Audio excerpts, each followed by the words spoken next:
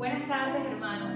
Qué bueno es tener otra oportunidad para poder llevar el mensaje de Jesús por este medio. Hoy, Jueves Santo, recordamos la muerte, la obra y la resurrección de Jesús.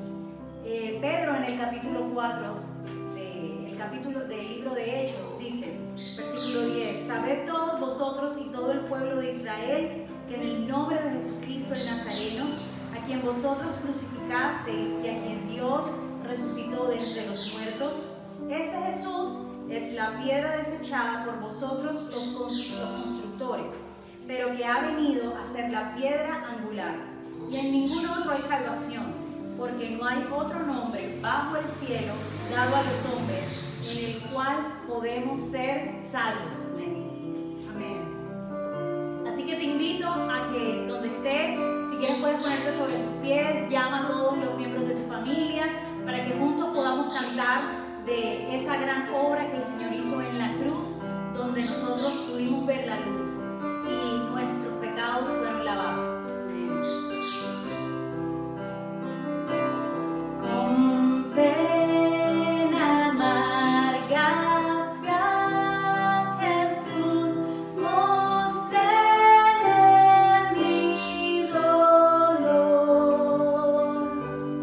perdido, errante, vi su luz, bendigóme en su amor.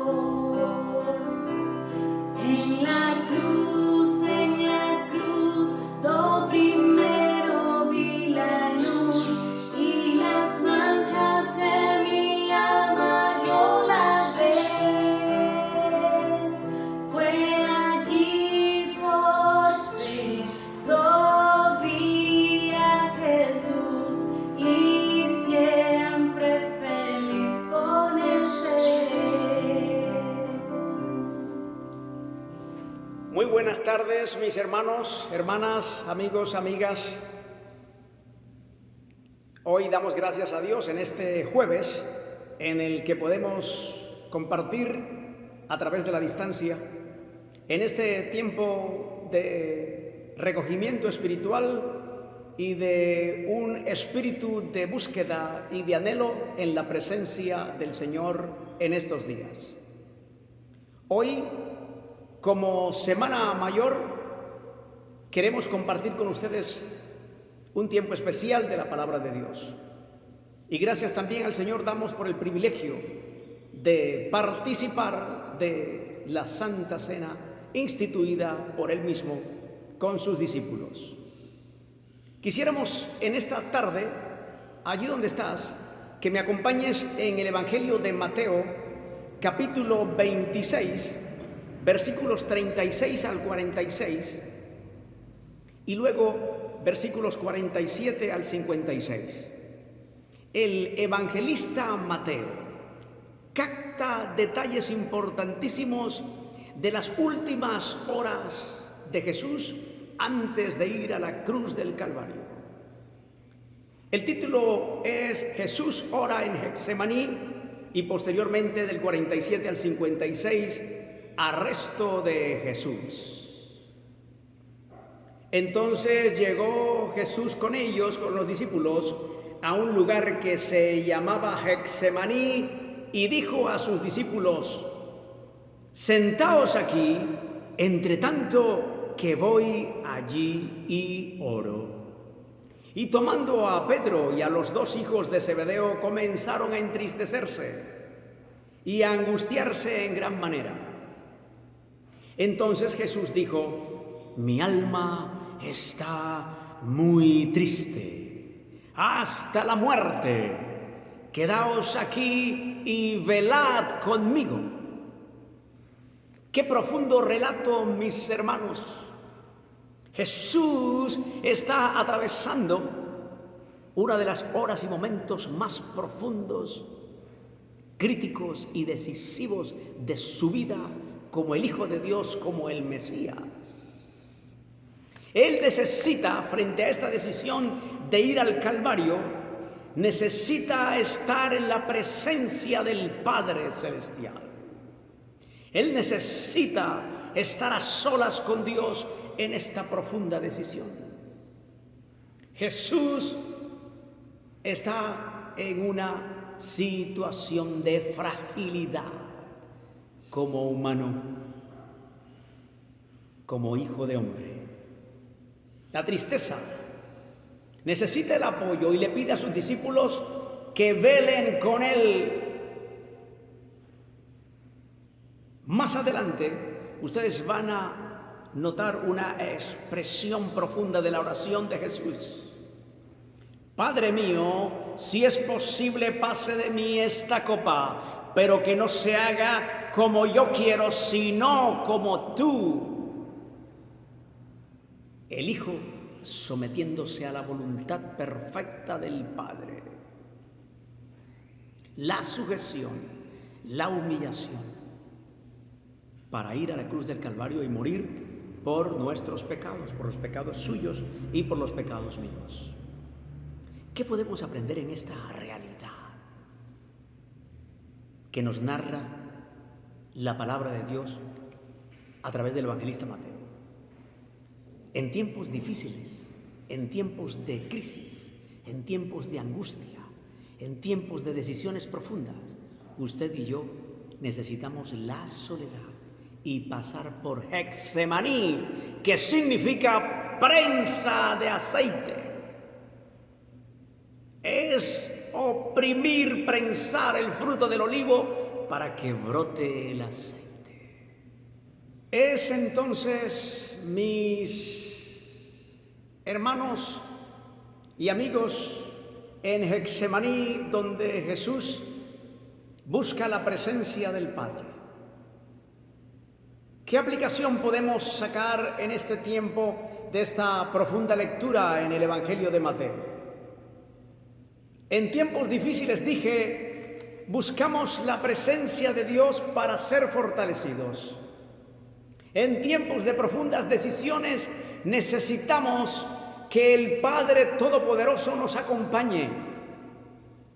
En momentos de dificultad y quebrantamiento hay que ir a Getsemaní espiritualmente. Velar y orar. Y en Getsemaní no es la voluntad nuestra la que se impone, sino la voluntad del Padre, que envió a su Hijo unigénito para que muriese por nuestros pecados en la cruz del Calvario. Jesús acepta la voluntad del Padre y muchas veces nosotros luchamos en Getsemaní porque nuestros deseos y nuestros anhelos y todo lo que quisiéramos fuese aprobado por el Padre.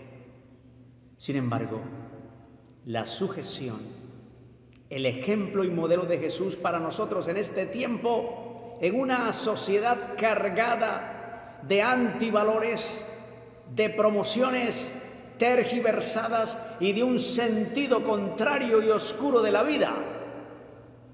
El éxito, la fama, el consumismo, la acumulación de bienes y riquezas y mucho más. Ese estándar que nos impone el mundo no nos permite bajar de calidad, entre comillas, ni nos permite no ser mejores que otros. Entonces, en Getsemaní, el Señor nos muestra su voluntad. A veces hay que pasar por el sufrimiento. Una palabra que está allí centrada en el Evangelio y en toda la Biblia. Parece que no se habla de sufrimiento, de quebrantamiento, de negación, sino por el contrario de logros y todo lo demás. En Isaías capítulo 52, versículo 13, Isaías 52, capítulo 13, continuando con el 53, dice: sufrimientos del siervo de Jehová. Ciertamente llevó él nuestras enfermedades, dice el versículo 4 del capítulo 53, y sufrió nuestros dolores, y nosotros le tuvimos por azotado, por herido de Dios y abatido. Mas Él, Jesucristo, fue herido por nuestras rebeliones, molido por nuestros pecados. El castigo de nuestra paz fue sobre Él y por su llaga fuimos nosotros curados. ¿Se acuerdan de Getsemaní? Lugar donde se muele el producto del olivo, prensa de aceite. Quiera Dios, mis hermanos, amigos y todos los que tengan la oportunidad de escuchar este mensaje, que tengamos no solamente en la Semana Mayor, todos los días de nuestra vida, de los 365 días del año, una actitud de sometimiento, de humillación, de búsqueda de la presencia del Señor a solas. Cuando los tiempos son difíciles y hay momentos de crisis profundas en el alma, en el corazón, en la familia, en la sociedad, en el país, en el mundo entero. Crisis, y hay que ir a Getsemaní a buscar la presencia de Dios y conocer cuál es su perfecta voluntad. Mis hermanos, amigos, que Dios me los bendiga. Gracias damos al Señor Todopoderoso por este tiempo especial que nos ha permitido compartir en este día jueves de Semana Mayor. Bendito sea su nombre y que sea glorificado en todo el universo el nombre de Cristo, Hijo de Dios, único mediador entre Dios y los hombres, Jesucristo, hombre. Que Dios me los bendiga. Seguimos, hermanos, con el relato de cómo Jesús fue capturado y juzgado. Y este relato lo encontramos en el Evangelio según Mateo, en el capítulo 26, versículo 57 en adelante. Los que habían capturado a Jesús lo llevaron ante Caifás, el sumo sacerdote en ese tiempo en Jerusalén. Y allí en la casa de Caifás se habían reunido todos los miembros del concilio del Sanedrín de los judíos.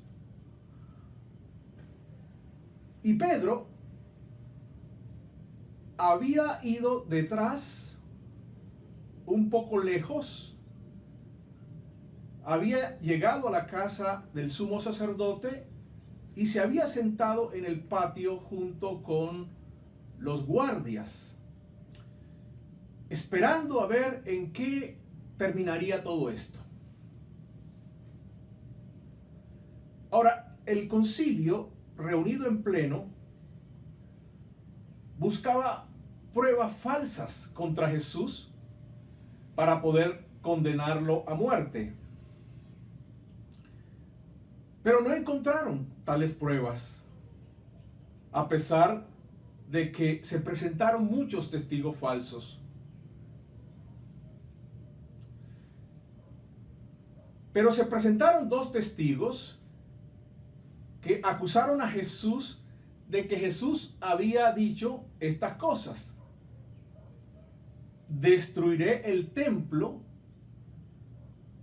y lo reconstruiré en 3 días.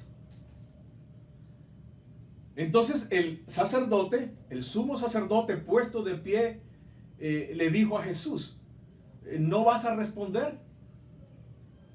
¿Qué significan estas acusaciones que hacen en tu contra? Pero Jesús guardó silencio, no respondió. Así que el sumo sacerdote, enojado, le insistió a Jesús y le dijo: te ordeno que en el nombre del Dios viviente nos digas si tú eres el Cristo, el Hijo de Dios. ¿Y qué le respondió Jesús? Tú lo has dicho.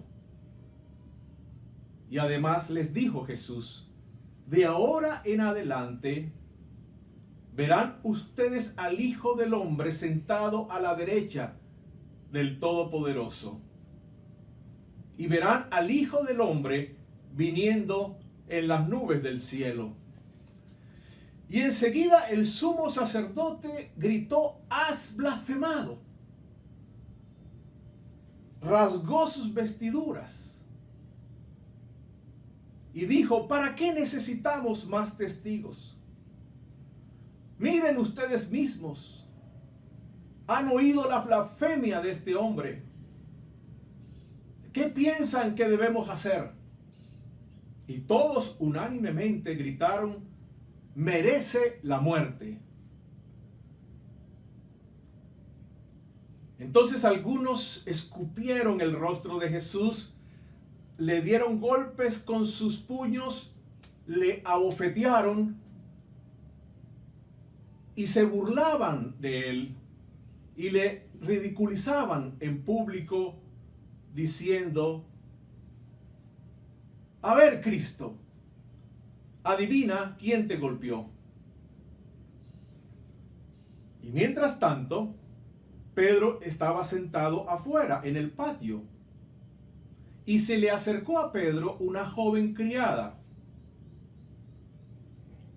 Y esta joven le dice a Pedro: tú también estabas con Jesús de Galilea. Pero Pedro negó delante de todos diciendo: no sé de qué me estás hablando, mujer. Luego Jesús salió hacia la puerta del patio donde se encontraba, y otra criada se le acercó y le dijo: tú estabas con Jesús de Nazaret. Y Pedro volvió a negar, aún con juramentos: juro por Dios que yo no conozco a este tal Jesús de Nazaret.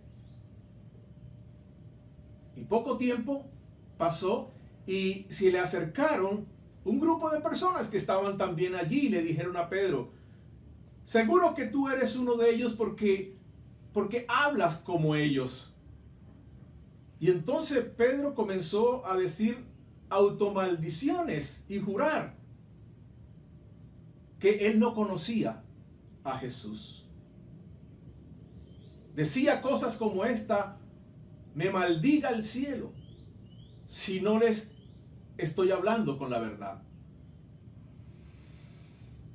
Y en ese instante cantó el gallo. Entonces Pedro se acordó de lo que Jesús había dicho unas horas antes. Antes de que cante el gallo, Pedro, me negarás 3 veces. Y saliendo de allí, Pedro lloró amargamente.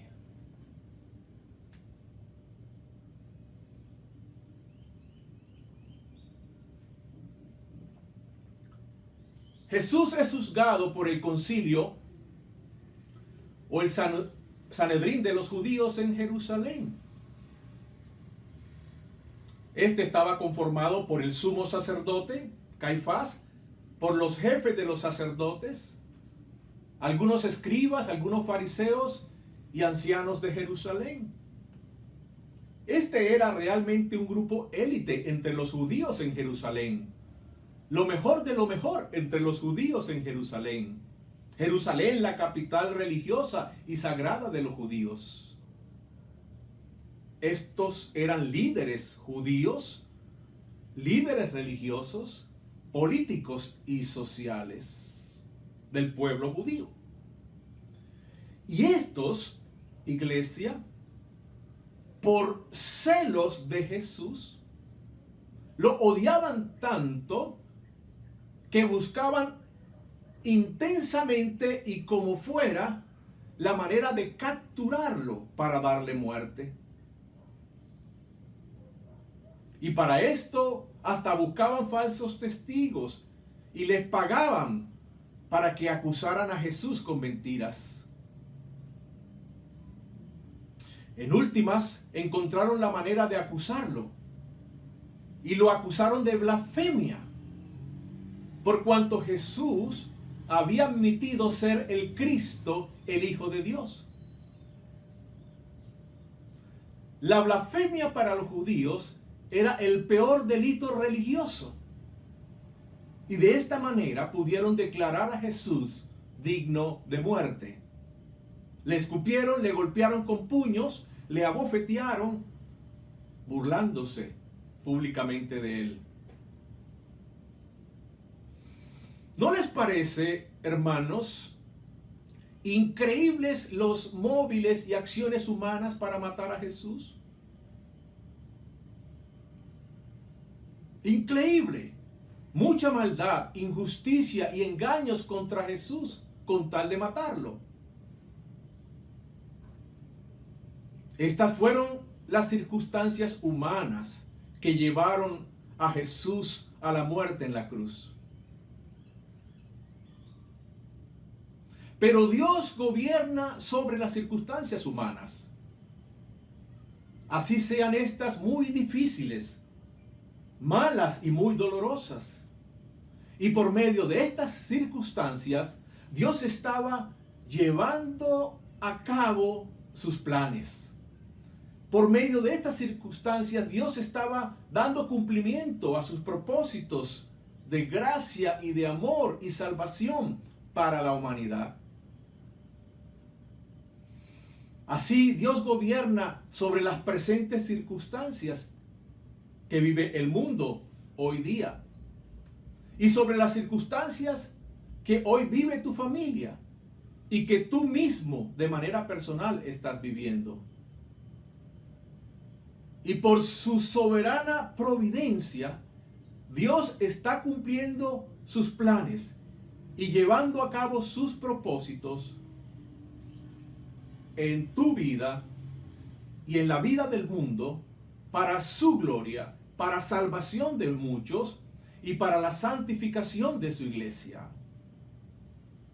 Así que, hermanos, en medio de las presentes circunstancias, descansemos en paz en la soberana providencia de nuestro Padre. En medio de todo esto que estaba pasando, sobresale el proceder de Pedro. Jesús había dicho a sus discípulos, citando las escrituras del Antiguo Testamento, herirán al pastor y las ovejas se dispersarán. Todos me abandonarán, me dejarán solo. Y Pedro había respondido a Jesús, Señor, aunque todos te dejen, aunque todos te nieguen, yo no lo haré, yo nunca lo haré. Y si me es necesario morir, moriré, pero nunca te negaré. Y Jesús le había respondido a Pedro, Pedro, antes de que el gallo cante, ya tú me habrás negado 3 veces. Y así sucedió.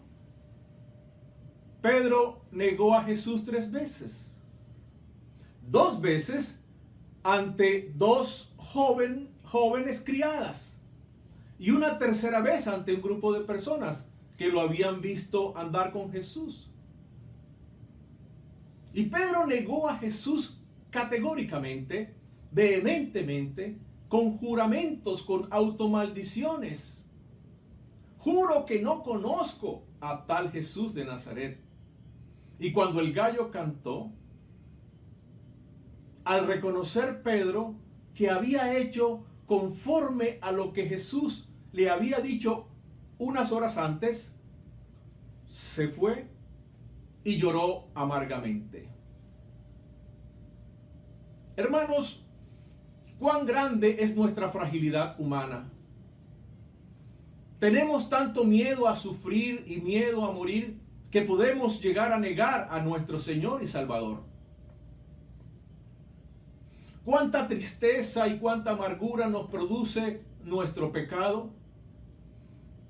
Dijimos que no lo haríamos y terminamos haciendo lo malo que no queríamos hacer.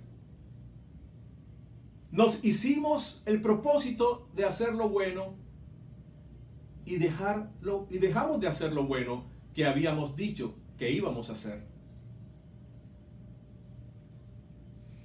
Y este mismo Pedro, ya arrepentido de haber negado al Señor, o a este mismo Pedro, se le presentó el Señor Jesús después de haber resucitado. Y el Señor Jesús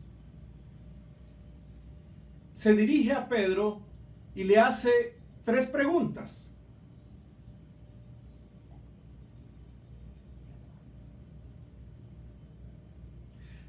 Pedro, ¿me amas más que estos? ¿Me amas más que estos? Refiriéndose Jesús a los otros apóstoles, a los otros discípulos. El corazón arrogante de Pedro, quien se creía el superapóstol, había sido humillado y quebrantado. Él pensaba que su amor por Jesús era mayor y era superior al amor de los otros apóstoles y discípulos hacia Jesús.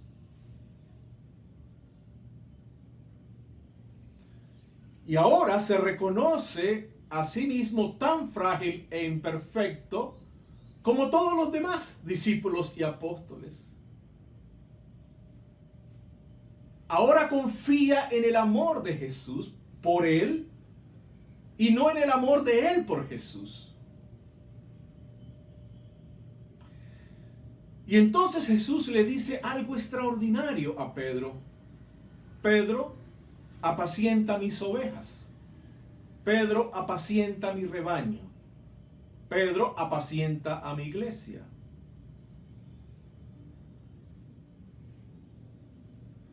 Dios no te llama y no te usará para su reino y para su gloria por cuanto eres un superhombre o una supermujer, sino que Dios te llamará y te usará a pesar de lo que eres, a pesar de estar lleno aún de fragilidades y todavía lleno de incapacidades.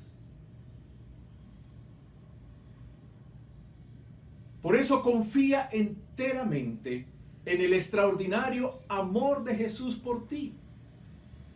Y donde eres débil, entonces serás fuerte.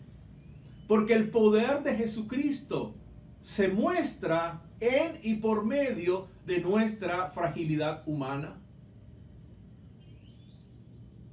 ¿Te sientes frágil y débil en estos días? En tiempos de coronavirus, busca al Señor y confía enteramente en Él. Él hace fuerte al débil, de tal manera que el débil pueda llegar a decir en Cristo, fuerte soy. Gracias a Él, que muestra su poder a pesar de nuestra debilidad y en nuestra debilidad. Amén.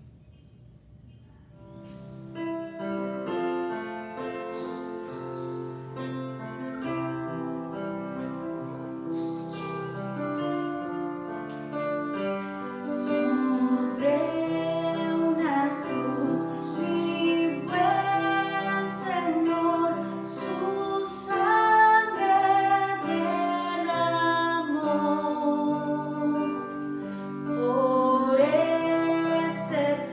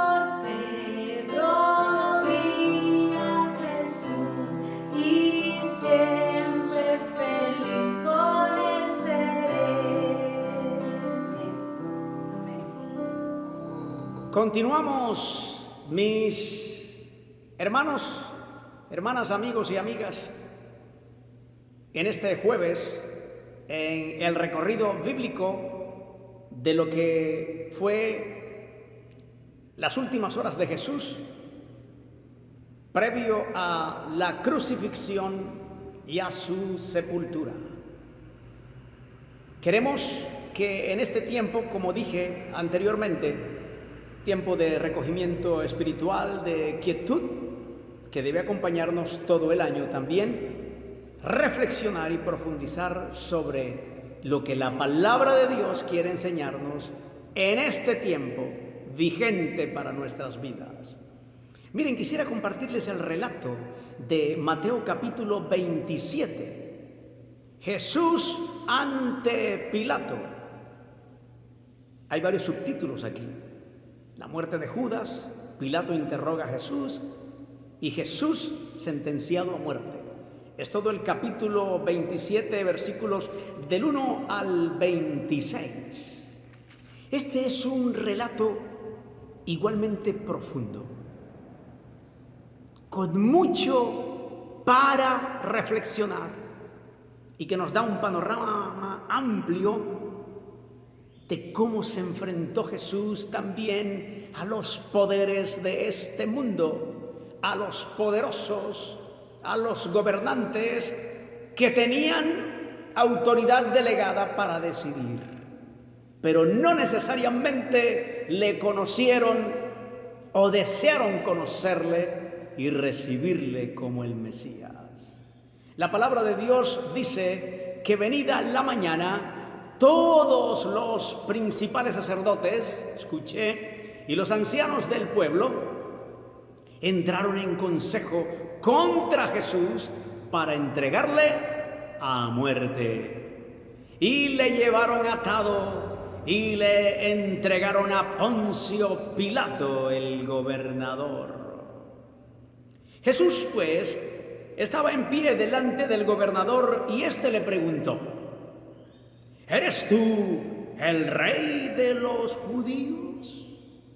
Y Jesús le dijo: tú lo dices. Y siendo acusado por los principales sacerdotes y por los ancianos, nada respondió Jesús. Pilato entonces les dijo: ¿no oyes cuántas cosas testifican contra ti? Pero Jesús no respondió ni una palabra, de tal manera que el gobernador se maravillaba mucho. Profundo relato en la historia y escritura del evangelista Mateo. Y más adelante los detalles de la sentencia a muerte de Jesús. ¿Qué es lo que nos enseña este pasaje? Cuando hay ceguera espiritual, cuando no percibimos lo que Dios quiere, podemos decidir cosas equivocadas. Estos hombres, sacerdotes, ancianos, el gobernador y estas autoridades tenían un solo propósito: condenar a Jesús a muerte. Y lo condenaron basado en argumentos que realmente no eran tan evidenciales para condenarlo. No significa que estar en el poder o tener autoridad se está en lo correcto. Necesitamos conocer la verdad del Evangelio de Cristo en nuestros corazones para tomar buenas decisiones. Jesús está entonces de pie ante Pilato. Jesús está siendo interrogado.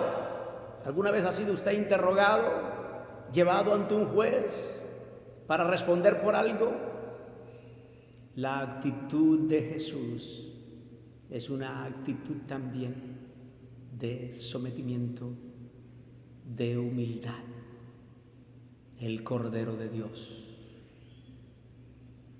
¿Eres tú el rey de los judíos? Una pregunta que Pilato hizo a Jesús. Tú lo dices. Sí, él lo era, pero no querían reconocerle. El mundo está en circunstancias parecidas.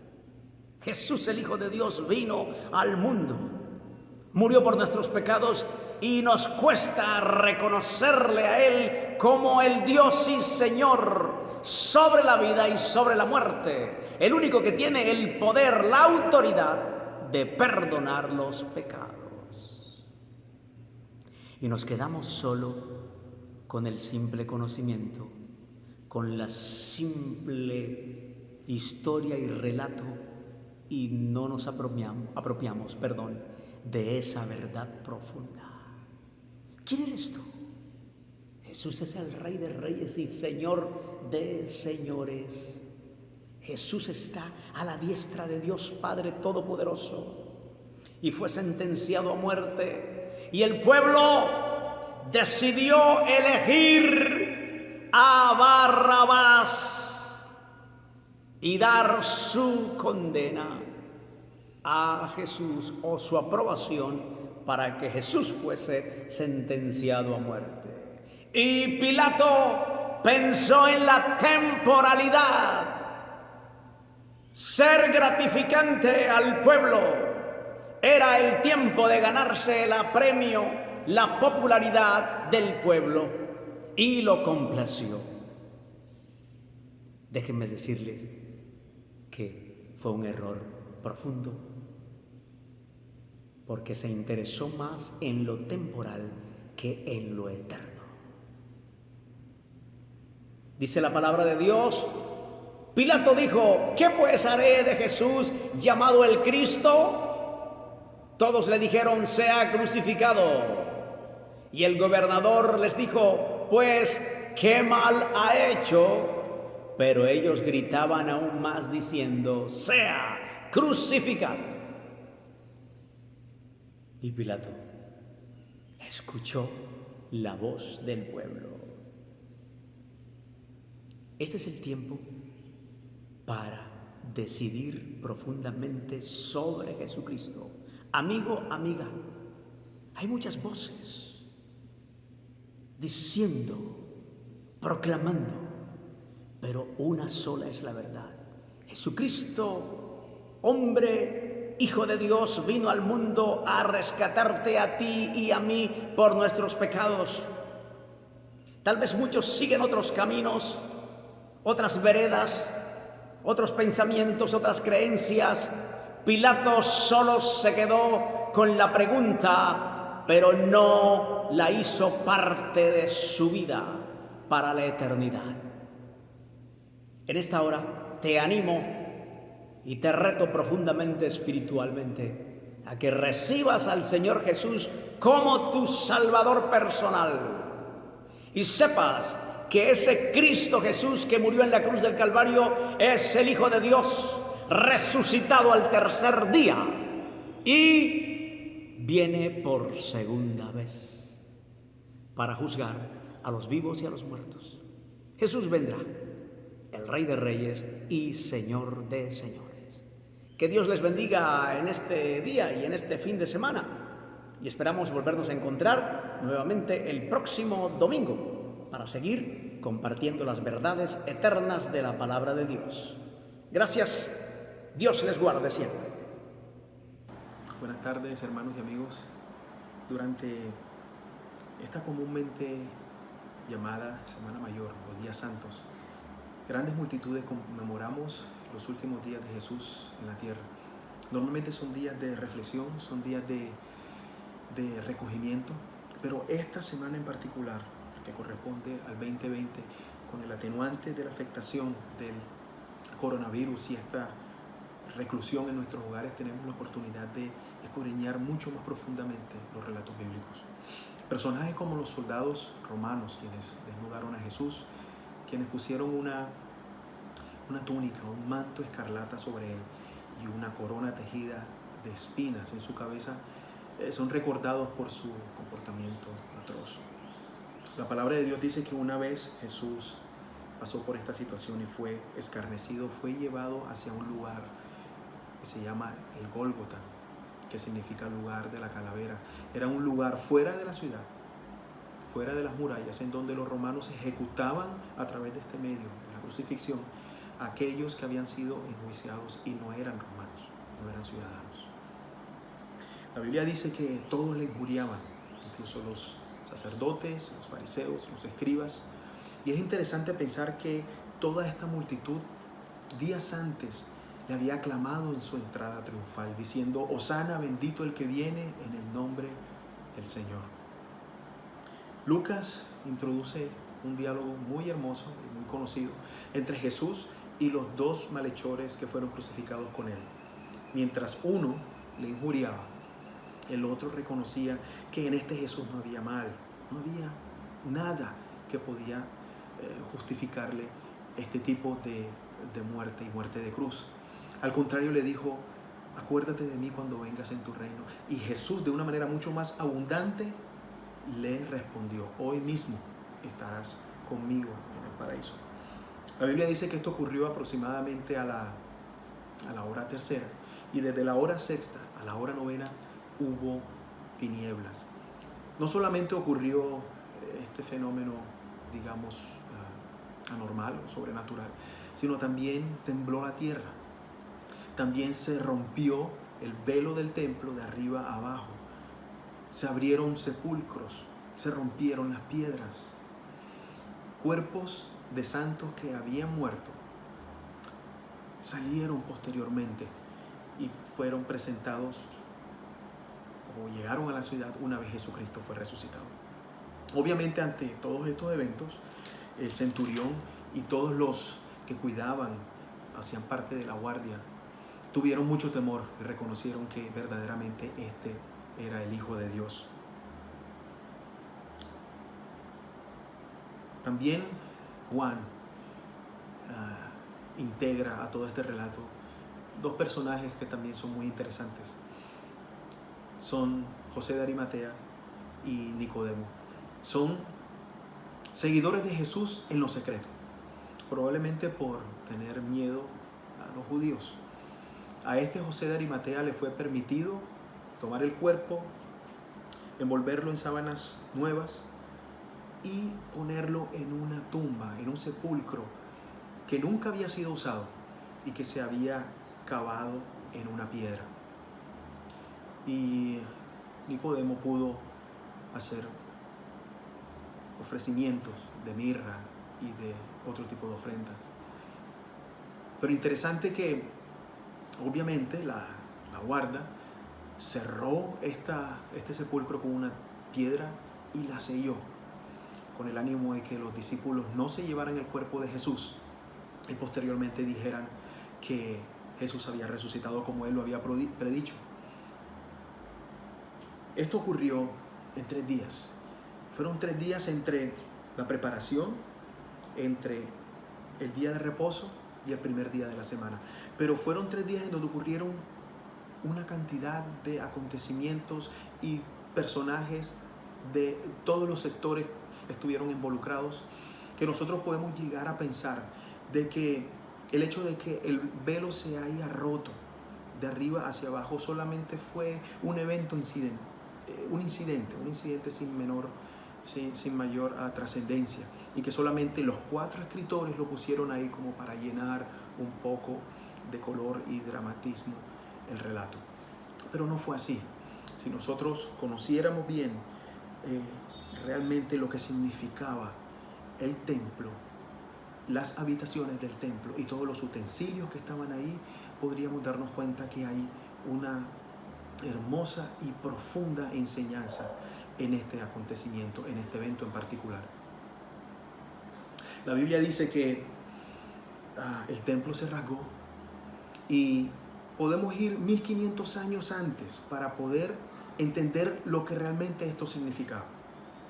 Recordemos que Jehová de los ejércitos liberó a su pueblo Israel, de la esclavitud en Egipto. Los liberó con mano fuerte y poderosa. Y una vez estaban en camino hacia la tierra prometida, en el desierto, llamó a Moisés y le dijo: si diereis oído a mi voz y guardareis mi pacto, serías especial tesoro sobre todos los pueblos. Y a través de los mandamientos, Dios claramente hizo una distinción entre el Creador Santo y la creación pecaminosa. Y les dijo: yo soy Jehová tu Dios. No tendrás dioses ajenos delante de mí. No te harás imagen, ni mucho menos te inclinarás a ellas. Porque yo soy fuerte, yo soy el Dios celoso, que puedo visitar la maldad hasta la 4ª generación de los que me aborrecen. Y tampoco tomarás el nombre de Jehová en vano. Es decir, que Dios a través de los mandamientos hizo una distinción entre la santidad de Dios y la pecaminosidad de su pueblo. Pero ¿cómo un Dios 3 veces santo podía interactuar con su pueblo como lo había prometido? Él mismo proveyó los medios. Él mismo, de una forma bien meticulosa y a un nivel de detalle excepcional que se encuentra en la Biblia, ordenó la construcción de un lugar de reunión, de un templo en donde el Señor iba a estar siempre con su pueblo. Y la Biblia dice que el día que fue inaugurado, sobre el templo se posó una nube que significaba o que representaba la gloria del Señor durante el día, y durante la noche una columna de fuego diciendo: yo estoy aquí con ustedes. Y también Dios, de una forma bastante detallada, les describió todos unos ritos sacerdotales que tenían que permanentemente estar haciendo al pie de la letra. Hubo posteriormente situaciones en donde otros personajes ofrecieron fuego extraño que no se había mandado y desobedecieron a las instrucciones de Dios, e incluso y la muerte fue definitivamente el castigo. Este velo que habla los 4 evangelios, que se rasgó de arriba abajo, era la separación entre el lugar santo y el lugar santísimo. El lugar santo era un lugar en donde los sacerdotes ministraban diariamente, y el lugar santísimo era un lugar en donde estaba el arca del testimonio, y donde anualmente, con toda una preparación sacerdotal bastante minuciosa y detallada, el sacerdote podía entrar y ofrecer sacrificios en el día de la expiación. En ese día de la expiación se utilizaban 2 machos cabríos. Interesante esto. Un macho cabrío era seleccionado para el sacrificio y otro macho cabrío era dejado libre en el desierto, representando todos los pecados de Israel que eran llevados a una tierra inhabitada. Este velo que separaba el lugar santo y el lugar santísimo, cuando Cristo murió, fue roto de arriba a abajo. ¿Y esto qué puede representar para nosotros, hermanos? Que el sacrificio de Cristo lo hizo una vez y para siempre, ofreciéndose a sí mismo. Porque la sangre de los toros y de los machos cabríos en ningún momento quitaban el pecado, sino eran una recordación, una memoria cada año de los pecados. Pero este sacrificio del cordero inmolado, perfecto, sin mancha, este sí tenía el poder sobre la muerte, sobre apaciguar la ira de Dios, y también podía quitar definitivamente los pecados del pueblo. Y también significa que mediante Cristo podemos entrar libremente, confiadamente a la presencia de Dios, al lugar santísimo.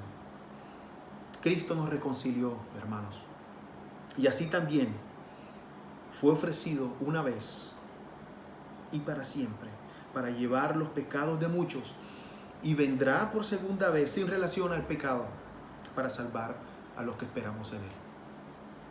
Te bendecimos, Señor, en esta tarde gloriosa, en donde recordamos la muerte, y resurrección tuya, Señor. Gracias, Padre, porque podemos confiar en ti. Gracias, Padre, porque tú mismo proveíste la forma para que nosotros llegásemos a ti y fuésemos reconciliados a través del Cordero inmolado. En el nombre de Jesús oramos. Amén.